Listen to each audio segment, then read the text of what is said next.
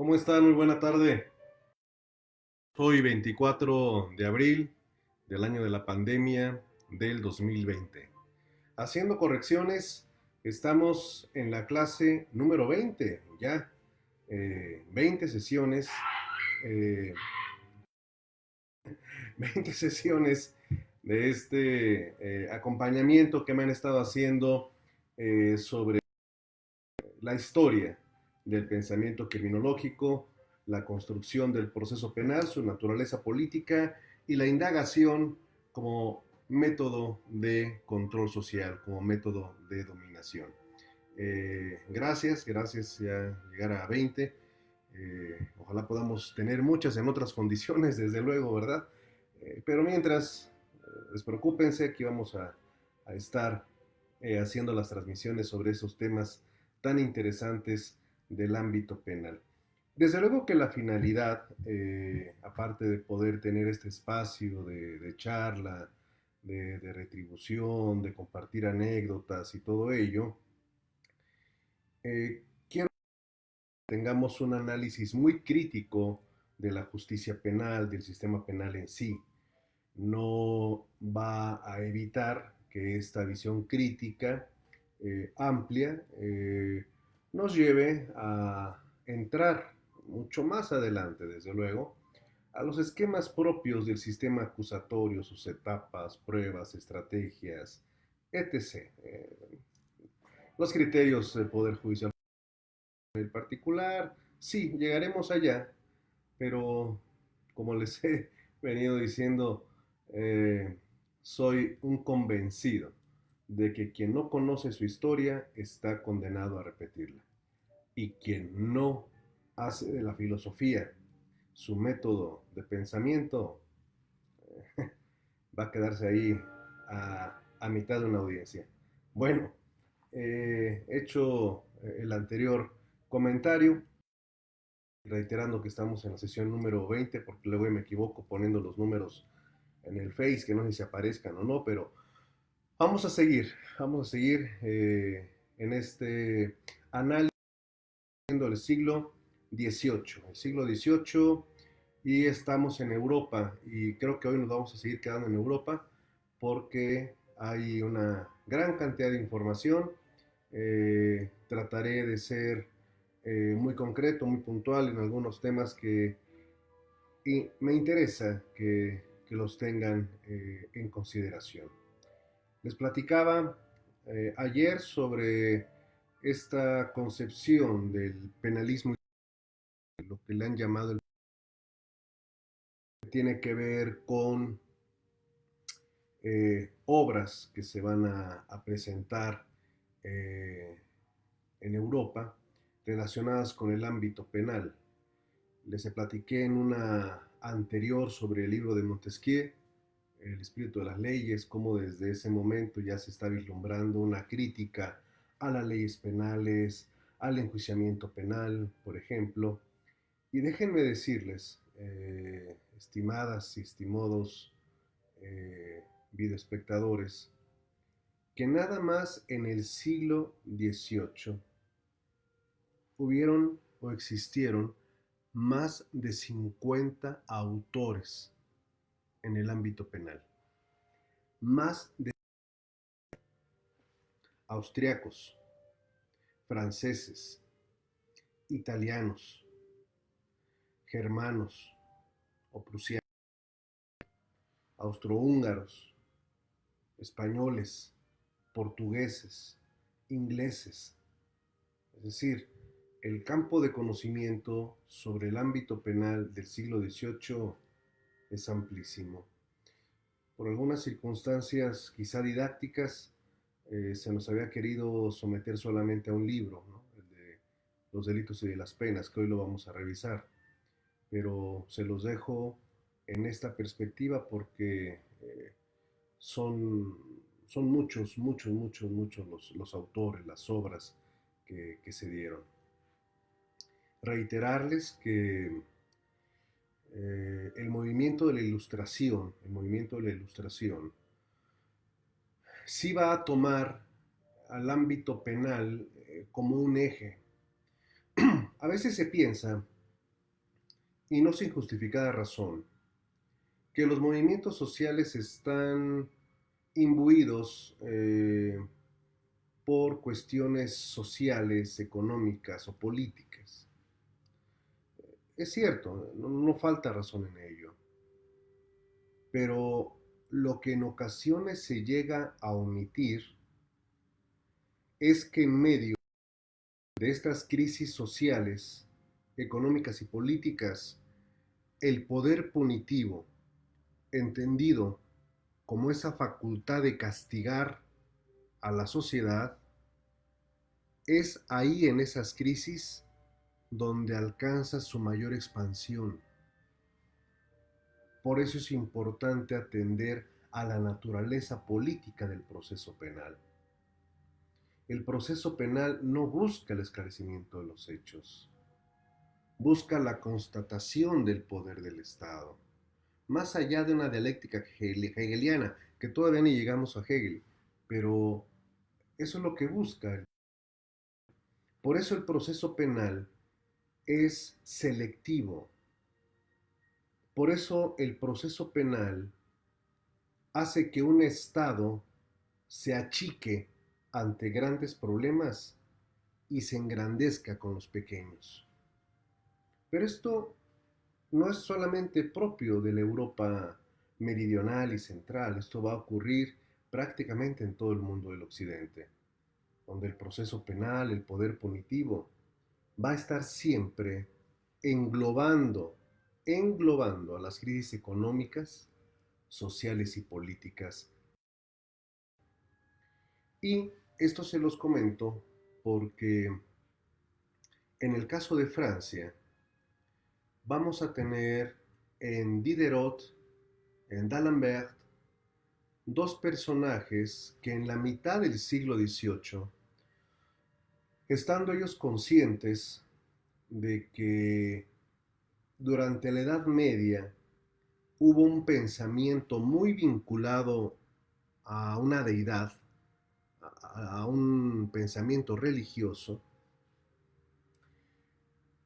D'Alembert y Diderot van a buscar desprenderse de ese pensamiento religioso. René Descartes, René Descartes, a pesar de que estuvo en Holanda y tenía una protección contra la Inquisición, esto no lo podemos saber, desde luego, tendríamos que hacer una interpretación.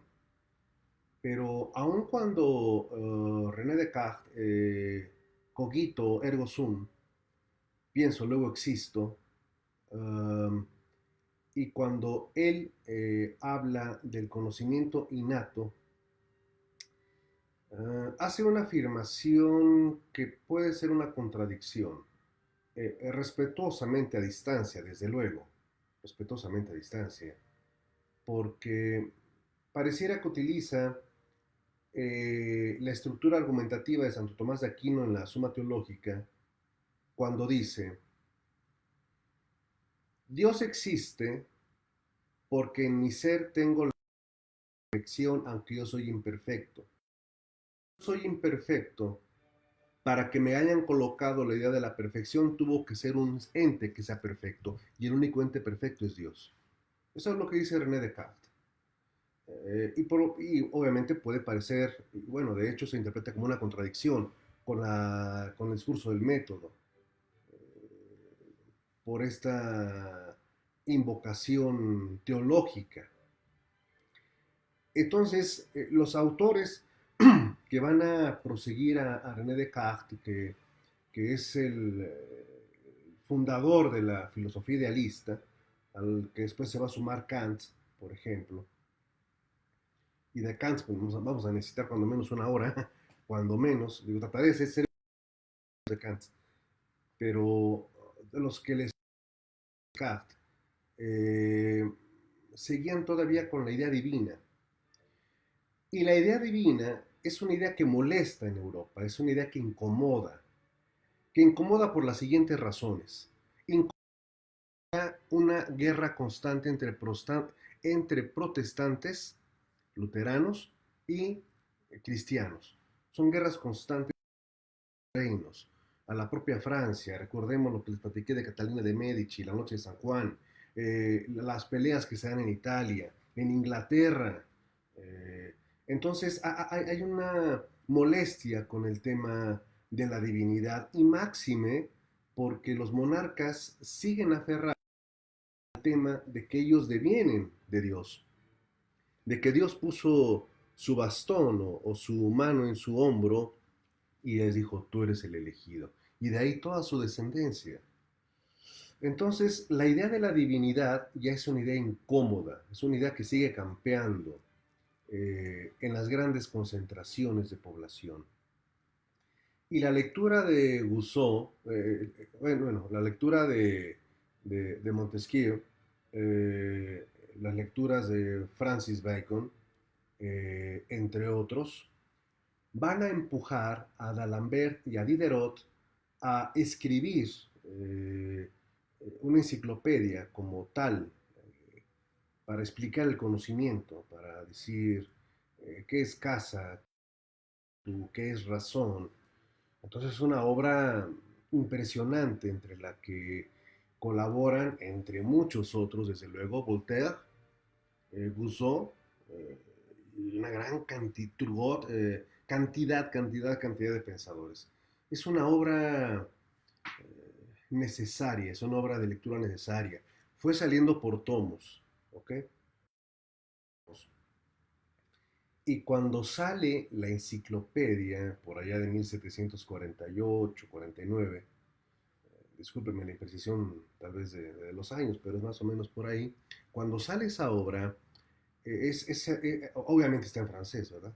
Toda está en francés, llama la atención de una sociedad que está ávida de lectura, ávida de conocimientos.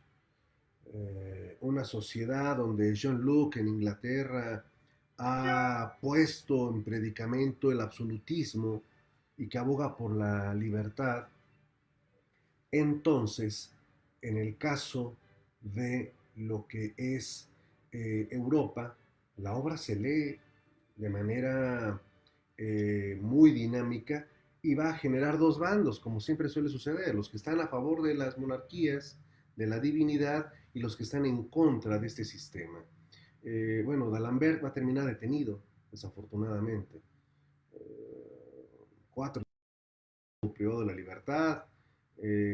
Los siguientes tomos tuvieron que imprimirse casi clandestinamente y distribuirse casi igual, son más de 10 tomos de la enciclopedia. Y este movimiento intelectual, solución inmediata, directa, la forma en cómo la sociedad ve al sistema político, al sistema económico. ¿Y por qué no nos estamos refiriendo a Francia? Porque Francia fue la gran productora de estos pensamientos, de la ilustración, del siglo de las luces, del iluminismo. Por eso precisamente. Luego entonces, este entorno va a hacer que la gente se cuestione el despotismo de los monarcas, sus arbitrariedades, arbitrariedades que en Inglaterra no existen, porque recuerden que allá en 1215 le pusieron su estate quieto a Juan sin tierra, y aquí estamos en el siglo XVIII, es decir, hace poco más de 5 siglos que en Inglaterra traen un duplus slow, aunque traen sus discusiones entre y todo eso, pero allá traen ya un esquema procesal que no se ha aplicado todavía en Francia. En Francia está peleando por saber quién es Francia, qué es Francia. Y lo que les había platicado, ¿se acuerdan que les mencioné mucho el tema de Versalles? A ver si se alcanzan a... Espero que sí. Eh, para que podamos tener pues también una referencia, ¿no? De esto. Permítanme ver si lo tengo aquí listo. Miren, vamos a ver. Esto que ustedes ven aquí eh, es una vista general. Ajá, ahí lo dice, ¿no? Ahí está la vista general. Eh, Área view de Palacio de Versalles. Pero eso no es nada, ¿eh? Nada más déjenme encontrar dónde está la flecha. Ya la vi. Eso no es nada, ¿eh? Vamos a ver. Miren.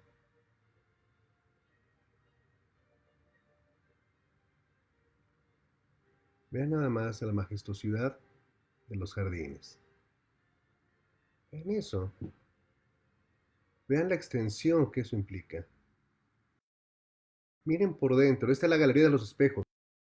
Este lugar es la galería que recibían a, a los visitantes y todo. Vean nada más. No sé si se esté viendo bien, espero que sí. Vieron que se me... ah, vean nada más. Esa es la recámara del rey.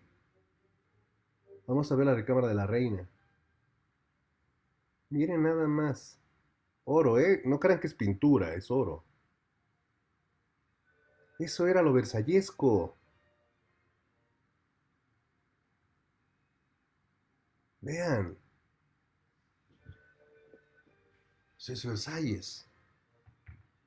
En medio de una población que no tiene para comer. Donde el rey dice, yo soy designado por el de arriba. Como dice el meme ese, agradecido con el de arriba. Así ponía yo creo el rey en la entrada de Versalles, ¿no? Agradecido con el de arriba. Y, y bueno, entonces... Uh, esto va a ser una combustión, va a ser combustión. La pradera está seca. La pradera está seca y esta obra de la enciclopedia, los discursos de Voltaire, sus obras van a irrumpir un poquito más adelante en un movimiento del cual les voy a platicar en breve. Solo quiero revisar un pequeño dato que es importante tenerlo a la mano para no precisamente insistir en el orden cronológico que es importante. Siempre he estado convencido de que una línea de tiempo bien trazada evita que nos perdamos en un laberinto de la historia. Sí, vamos a hablar, eh, espero que la transmisión esté corriendo adecuadamente, porque aquí de repente se traba, se me regresa y todo. Saludos, Sinue, Irmis, ¿cómo están? Madeleine, Rafa Venegas, ¿cómo estamos? Marbella, Ranferi, Heriberto, buena tarde, Humberto, estoy pasando lista. Gaby, Raimundo, ¿cómo estamos? Jorge Casiano, Alfredo, Laura, Mari Carmen, Katy, Eloísa, Giancarlo.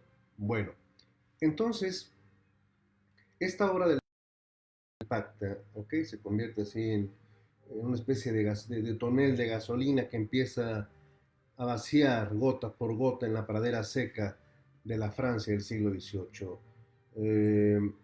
Y en esto va a surgir la obra de Beccaria, de Marqués de Bonesana, de los delitos y de las penas.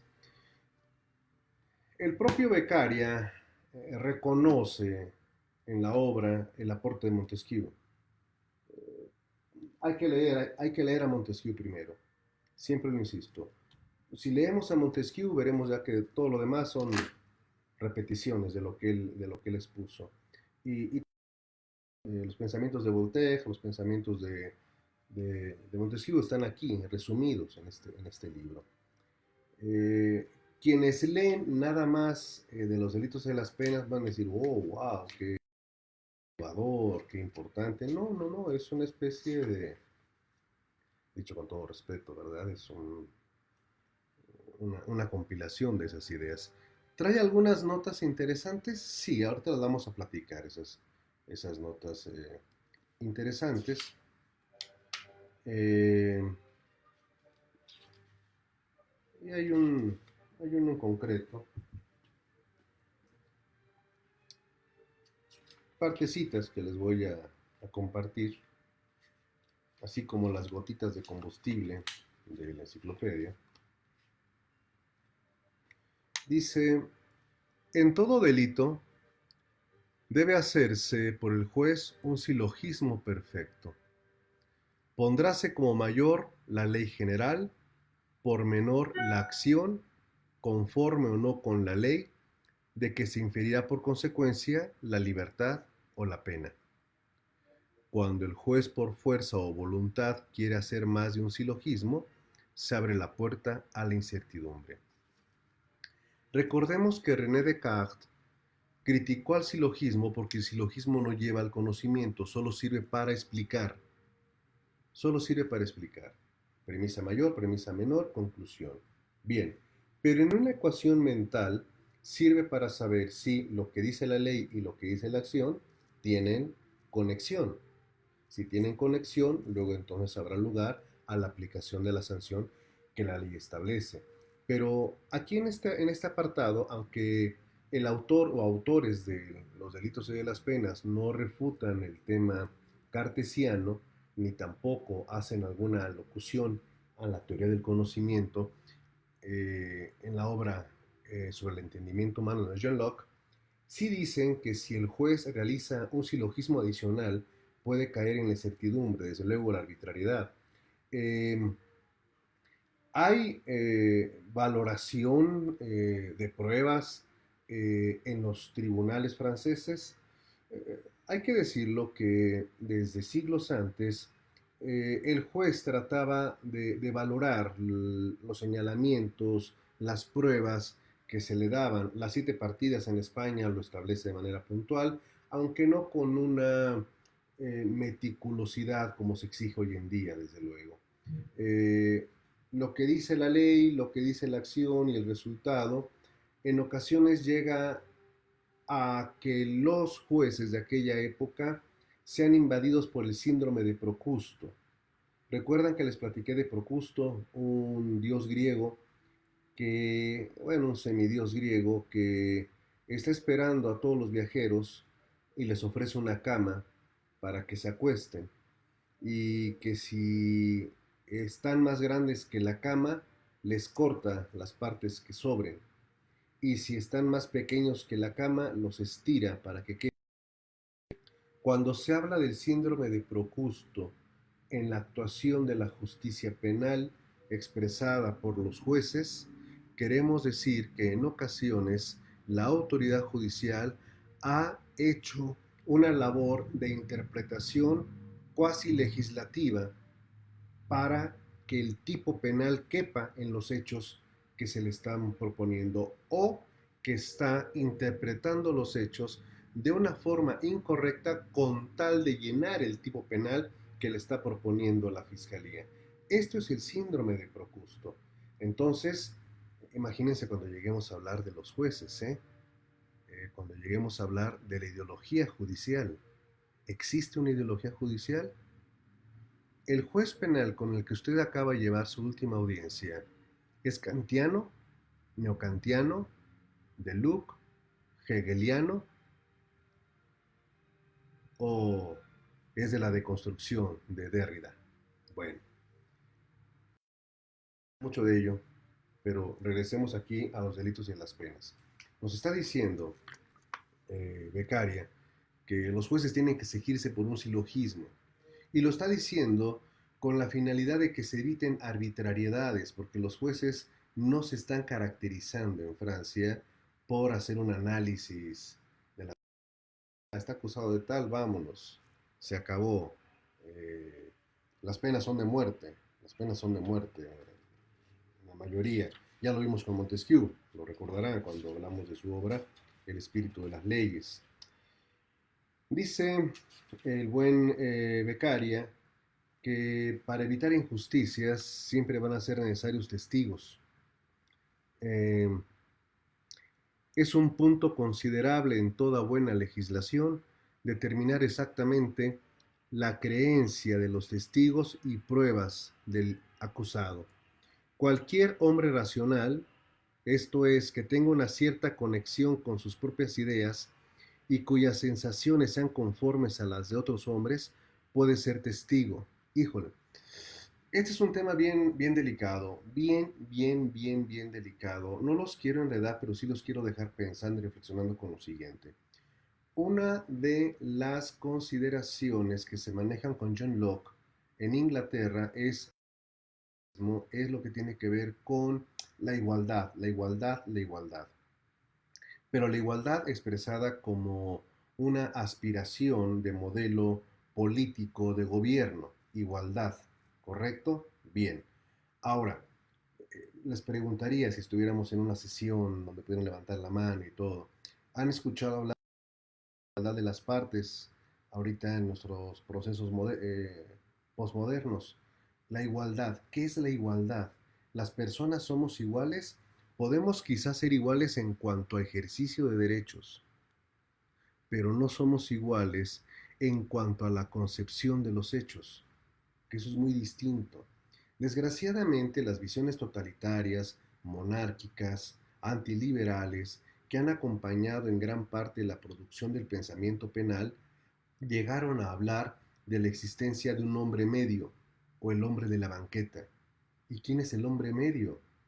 Ah, pues el hombre que tiene una cultura general, el hombre de la banqueta, con aquellos donde no tienen banqueta, es decir, nosotros los de la periferia.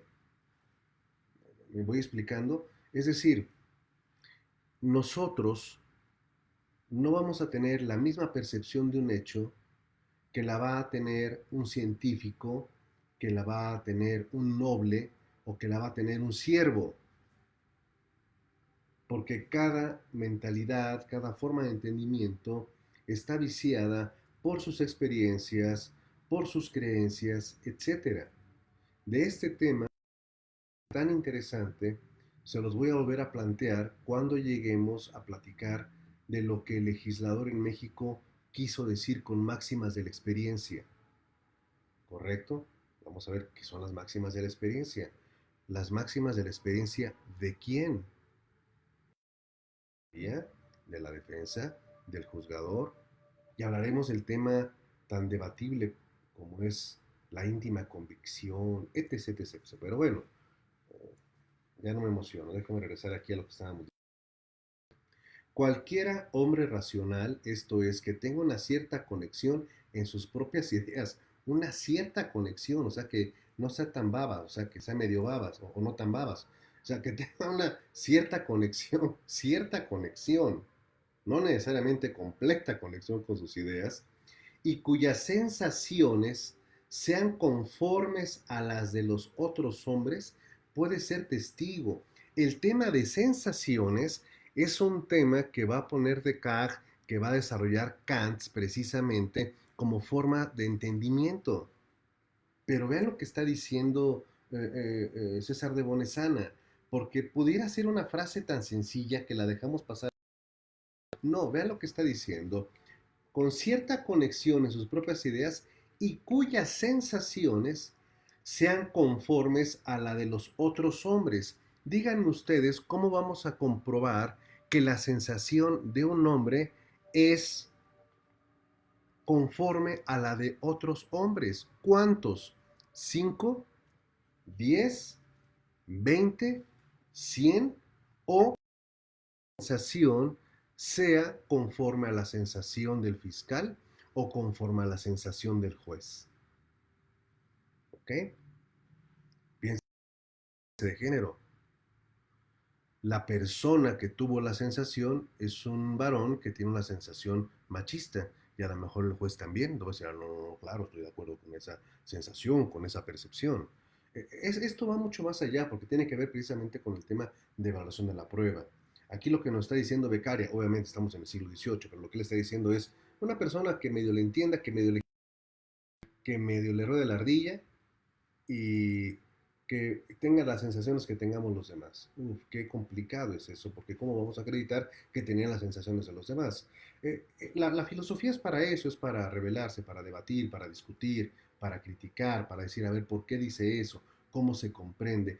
Porque uno de los grandes problemas que se tienen en el ámbito penal es, creo que lo dije ayer, que caemos presos. Los primeros presos de un proceso penal no es el acusado ni la víctima, somos los abogados, somos los fiscales, los jueces. porque tienen que trabajar o tenemos que trabajar dentro de una estructura limitada, impuesta por quien ha ejercido el poder. No con esto lo estoy invitando a que vayamos por las antorchas y que vayamos a quemar las instituciones. No, todavía no, además porque tenemos cuarentena. Ya lo podremos hacer después, pero aquí a lo que quiero llevarnos es a cuestionarnos. ¿Quién dijo que eso tiene que ser así y por qué? Entonces, en este acompañamiento que estamos haciendo, pues vamos viendo todo este tipo de referencias históricas. Entonces, cuando nos dice Bonesana, busca, bueno, ahí ya tenemos una primera complicación. La verdadera graduación de su fe es solo el interés que tiene de decir o no decir la verdad. Todavía no nace Nietzsche, todavía no nace Nietzsche. Y nos vamos a meter con el problema de la verdad. ¿Qué es la verdad? ¿Qué es la verdad? Cierto es que en la Constitución de 1215, bueno, la Carta Magna, se hablaba de testigos, de personas fidedignas, fidedignas, sí, personas, pero aquí nos está diciendo ya Bonesana, ya nos mete en un problema porque nos dicen que tenga el interés, la inclinación de decir la verdad. Y si empezamos a debatir sobre la verdad, aquí todavía no existe la verdad histórica, ni la verdad formal, ni la verdad jurídica, que son inventos que hizo la clase legal, una forma de encontrarle tres pies al gato, diciendo que hay una verdad legal, hay una verdad formal, hay una verdad material, solamente hay una verdad, nada más hay una. Y, aunque le pongan la vista de seda, sigue siendo una, pero se quiso construir estos conceptos para justificar construcciones que le fueran cómodas al Estado, que eso es distinto. Pero bueno, eh, dice, por esto aparece frívolo el motivo de la flaqueza en las mujeres. No lo estoy diciendo sana, aquí está, capítulo 13, por si alguien duda. Dice, la, por esto aparece frívolo el motivo de la flaqueza en las mujeres. Pueril la aplicación de los efectos de la muerte real a la civil en los proscritos e incoherente la nota de infamia en los infames, cuando no tienen en mentir interés alguno. La creencia pues debe disminuirse a proporción del odio o de la amistad o de las estrechas relaciones que median entre el testigo y el reo. ¿Tiene usted un motivo de odio o rencor? Ah, ¿tiene usted un motivo de agradecimiento? ¿Y eso entonces va a hacer que usted mienta?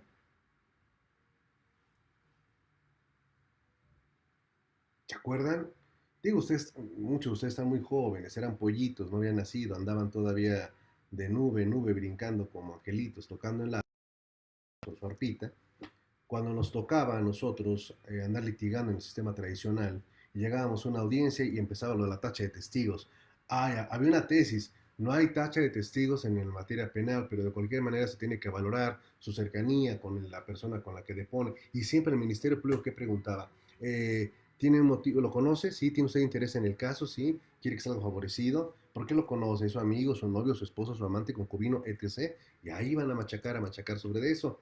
Y los jueces decían, bueno, aunque el testigo dijo y fue con el ahora acusado, sentenciado, se entiende, sobreentiende que lo hizo con el afán de ayudarlo.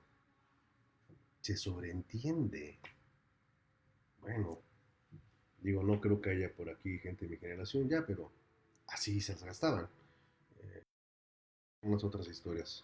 Vamos a regresarnos mejor acá al siglo XVIII. Siempre es necesario, siempre es necesario más de un testigo, porque en tanto que uno afirma y otro niega, no hay nada cierto y prevalece el derecho que cada cual tiene de ser creído inocente. ¿No? Un testigo contra otro, nada prueba, testigos contradictorios, negativa, ¿cómo dicen algunos colegas? Afirmativa contra negativa. Bueno, y esto lo estamos haciendo, fíjense, nada más de un párrafo. De este párrafo podemos hacer horas y horas de debate, de discusión, eh, pero, pero ustedes y yo también tenemos que comer, ¿verdad? Tenemos hambre. Entonces, mejor me adelanto un poquito, porque en el capítulo siguiente nos habla de qué son los indicios. ¿eh? Y las formas de juicios. Me recuerdan que cuando hablemos de la práctica de la investigación criminal hay que hacer una diferencia muy sutil entre indicios, evidencias en la escena del crimen. Acá estamos en otra concepción, estamos con becaria, ¿de acuerdo?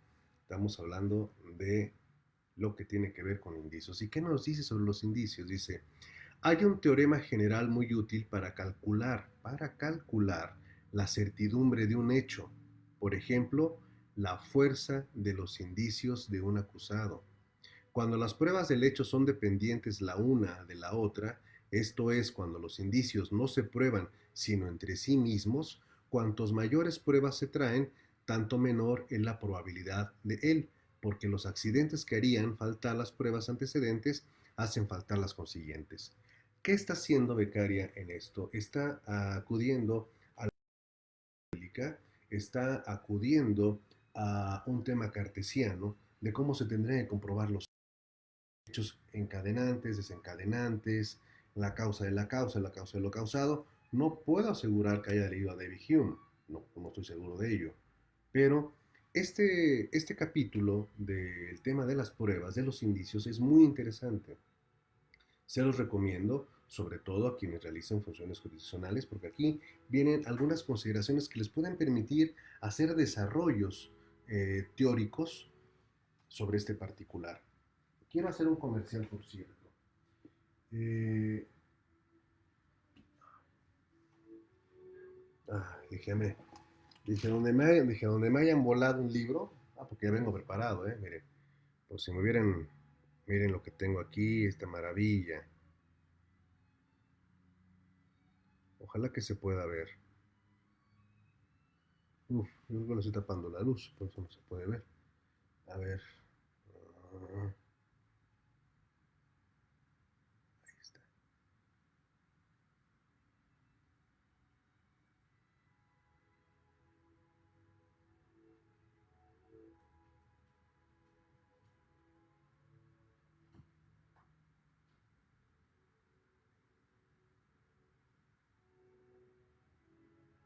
Ándele. Ya la encontré. El comercial es el siguiente. En esta obra de arte, que es la de Michel Foucault, Vigilar y Castigar, eh, que recomiendo ampliamente su lectura, deben, no les voy a decir la página, ¿verdad? Porque tienen que leerlo, pero Michel Foucault que no fue abogado, que no fue juez, propone un modelo matemático casi infalible para establecer la red de los reos. ¿Ah? Es Michel Foucault. Es impresionante. Voy a procurar sacar espacio de nuestras sesiones para dedicarle una sesión que hace Michel Foucault de cómo hacer la valoración probatoria. Digo, no es que hay tantas cosas. Eh, Saludos, Gloria, Mariana, ¿qué tal? Maribel, mi estimado Simitrio, ¿cómo estás? Crispín, Tere, Angélica, Alejandra, tú estás en el tradicional, Irmis, Joana, ¿qué tal?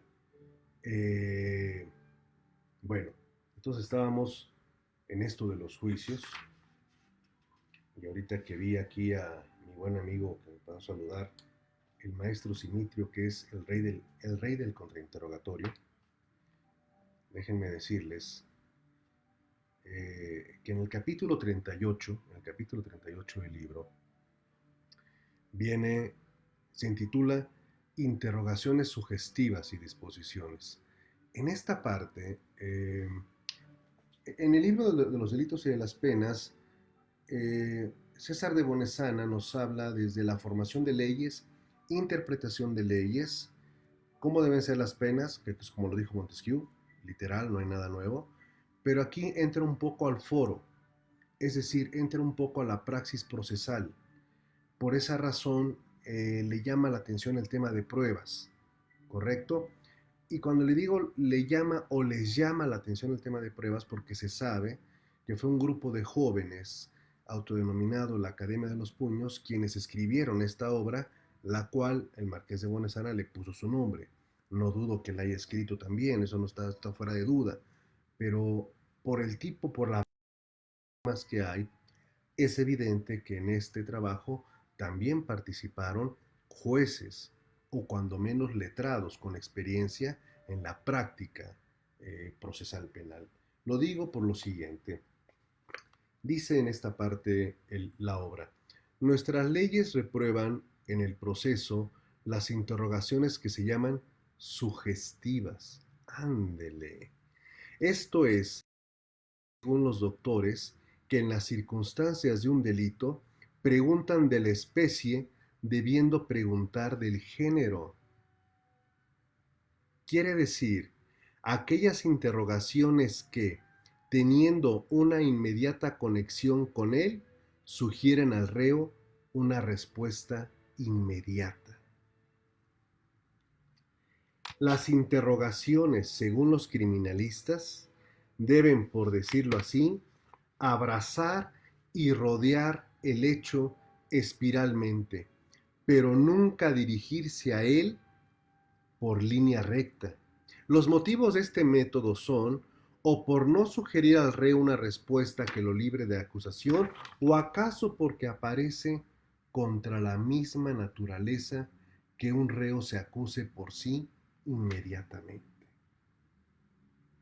¿Qué tal? Bueno, y vienen más cosas, ¿no? O sea, sí, sí, sí, digo, no demerito, o sea, sí, soy montesquiano, sí, sí, sí, es que soy mucho de que honor a quien honor merece y por eso les digo que aquí viene todo. Hay que leer hay que leer a Voltaire. Voltaire hizo de defensor en un caso, ¿eh? Digo, no hay tiempo para platicarles de él, pero Voltaire participó en la defensa de un amigo suyo. Bueno, eh, hay otro autor, ya les dije que hay cerca de 50 autores, 50 autores del siglo XVIII que escribieron sobre estos temas, las penas, la legislación. Ese es abundante, abundante. Ah, sí, obviamente ya para un curso quizá de historia del derecho penal, nivel Dios, pues hay que mencionar y leer a todos los autores y todos los libros.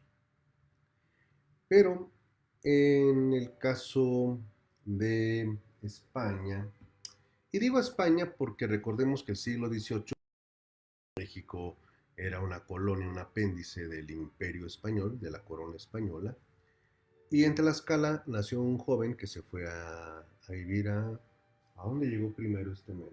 Creo que llegó primero, bueno, obviamente llegó a Cádiz, pues sí, no sé a dónde iba a llegar, pero llegó a Cádiz, pero no estoy tan cierto si terminó radicando en Valencia o en Madrid, no lo traigo ahorita registrado el hecho histórico, pero este hombre escribió, motivado desde luego por la literatura de la Ilustración, por la obra de Beccaria, su libro que se llamó Discurso sobre las penas contraído a las leyes criminales de España para su reforma. Todo lo que les estoy mencionando, de los más de 50 autores, tienen como títulos muchos similares.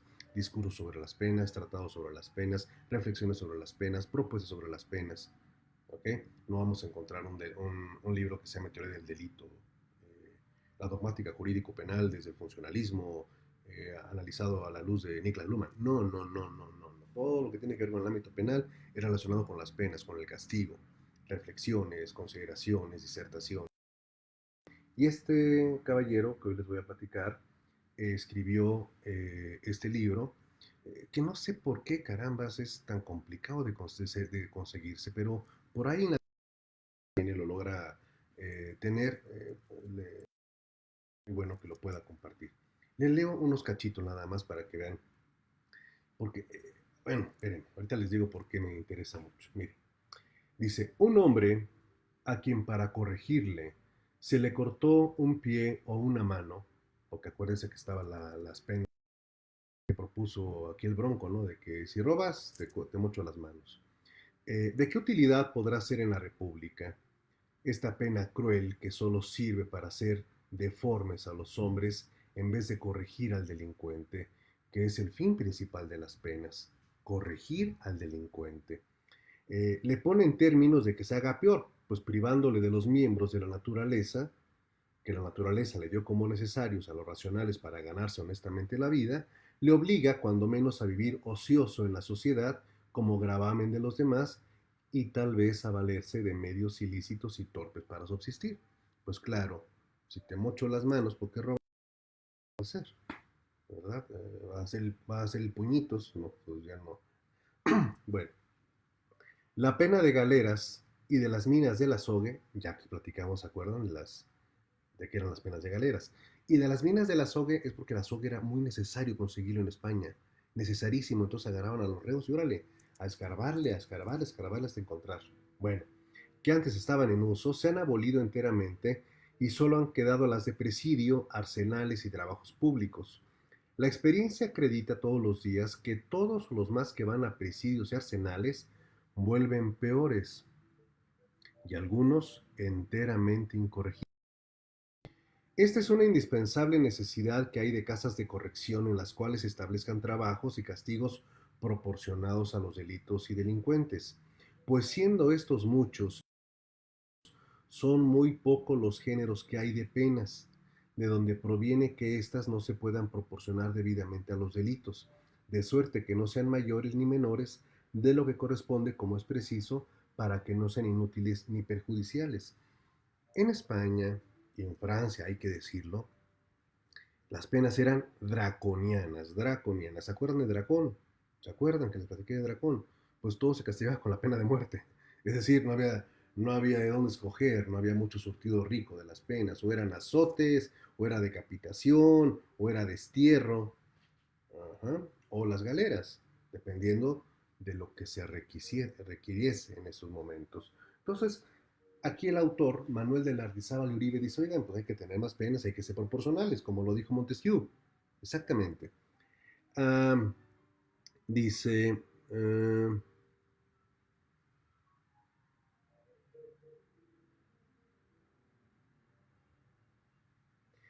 no se le puede imponer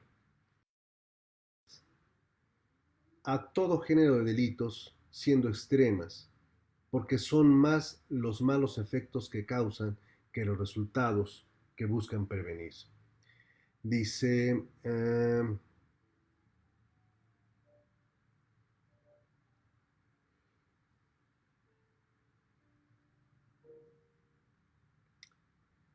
está hablando de prevenir y hay que darle educación al pueblo. Ajá, que tiene que haber educación al pueblo. Pero esta educación debe comenzar desde los primeros años, porque después, para la útil e infructuosa, a un niño con facilidad y sin violencia se le enseña a habituarse al trabajo y acostumbrado a él desde la tierna edad, conserva después voluntad esta inclinación.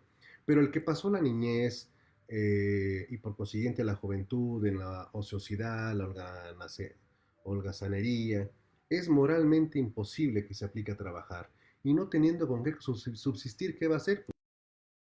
A recurrir al detrimento de la sociedad. Cuánto mejor y más conveniente sería prevenir con suavidad estos más ocasión que haber de recurrir al rigor de las leyes para corregirlos. El deudor, el enamorado, el contrabandista, el que por fragilidad que por malicia y corrupción, el que cometió alguno de aquellos excesos que no son incompatibles con la hombría de bien, todos estos encerrados en el mismo lugar de reclusión con el ladrón, con el asesino, con el blasfemo, con el perjuro, con el falsario. ¿Y qué efectos tan perniciosos no debe causar una mezcla y confusión tan extraña? A la manera en que en un gran hospital los hálitos corrompidos se despiden, que despiden los diversos enfermos, infectan el acre, producen nuevas enfermedades que no había y hacen incurables las que no lo eran, así lo mismo en una cárcel el trato de unos con otros y los malos ejemplos, más contagiosos que las enfermedades epidémicas, cundiendo por todos como un cáncer, hace a los hombres que no lo eran y consuma en su perversidad a los hombres que ya lo eran, convirtiéndose en esta suerte las cárceles destinadas para la custodia de los reos en escuelas de iniquidad y seminario de hombres malos y perniciosos a la República. ¿Ha escuchado usted alguna vez la frase de que las cárceles son las universidades del crimen? Ah, pues ahora ya sabe que esa frase pertenece a Manuel de Lardizábal y Uribe, pero no solo. Espéreme tantito. Este es, a mi juicio, dice Lardizábal y Uribe, el origen de los malos efectos de las penas, porque como los reos que son condenados a ellas salen ya pervertidos de las cárceles y perdido en mucha parte o en todo el pudor y la vergüenza, creyendo que ya tienen poco o nada que perder, se abandonan fácilmente a otros excesos mayores hasta llegar muchos al estado de incorregibles. Por razón, y por esta razón, debería empezar desde aquí la reforma, si se quiere curar el mal en su raíz, como parece justo y correspondiente, y por la misma razón deberían también contenerse algunos jueces que suelen tener demasiada facilidad en dictar autos de prisión. Los jueces de instrucción en España en el siglo XVIII ordenan que se detenga sin ton ni son. Deténganme a este, deténganme aquello, tráiganme aquel. El juez de instrucción detiene, investiga, procesa y condena. Era tanta la arbitrariedad en el siglo XVIII español que una ordenanza de Carlos III les dijo: señores, cálmense, cuando menos escriban en un documento el por qué la persona queda detenida. Ese documento era para tener la voracidad de los jueces y se le llamó auto de bien preso, auto de prisión, le llama Lardizábal y Uribe, porque en la praxis procesal de España, siglo XVIII, había un dicho que decía: joder, que un auto de bien preso y un vaso de agua a nadie se le niega. ¿Usted nunca llegó a escuchar en el siglo pasado en México un auto de formal prisión y un vaso de agua a nadie se le niega? Bueno, ahora ya sabe que eso viene de hace más de 2 siglos. Qué cosas, ¿no? Eso es lo apasionante de la historia. Y más cuando la historia se guía por la única rama del derecho que debería existir, la del derecho penal. Muchas gracias por haber estado esta tarde con nosotros. No salga, quédese en casa, coma frutas y verduras, beba mucha agua, haga ejercicio, duerma bien, no tenga insomnio, no ande de ocioso ni pernicioso a la República. Y nos vemos, si no dispone lo contrario, el día de mañana por aquí a la 1 de la tarde. Gracias a todos y que tengan una tarde excelente. Ah, los invito, tenemos ciclo de conferencias virtuales. Hoy a las 5 de la tarde tenemos